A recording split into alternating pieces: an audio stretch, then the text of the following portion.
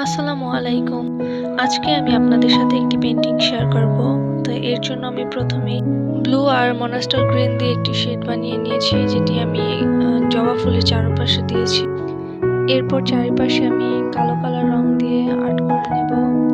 চারপাশ কালো কালার রং দিয়ে আর্ট করার পর আমি 7 নাম্বার ব্রাশ ইউজ করে পাতাগুলো শেপ দিব। পাতা আর্ট করা আসলে খুবই ইজি, একটু ট্রাই করলে আপনারাও পারবেন। এরপর আমি জবা ফুল আর্ট করে নিব। জবা ফুলের পাপড়ির নিচের দিকে অরেঞ্জ কালার এবং উপরের দিকে রেড কালার ইউজ করেছি। এরপর হাইলাইট করতে মাঝের দিকে একটু ইয়েলো কালার ইউজ করব। আমি ট্রাই করেছি মোটামুটি একটু ডিটেলসে দেখাতে। এভাবে আমি ফুলের বাকি পাপড়িগুলিও আর্ট করে নিয়েছি। এরপর আমি ফুলের পাতাও আর্ট করে নিয়েছি গ্রিন কালার দিয়ে। যারা এমন আর্ট পছন্দ করে তারা অবশ্যই ফলো দিয়ে রাখবেন। নেক্সট আরও সুন্দর সুন্দর ভিডিও আসবে এবং আপনাদের কীরকম ভিডিও চাই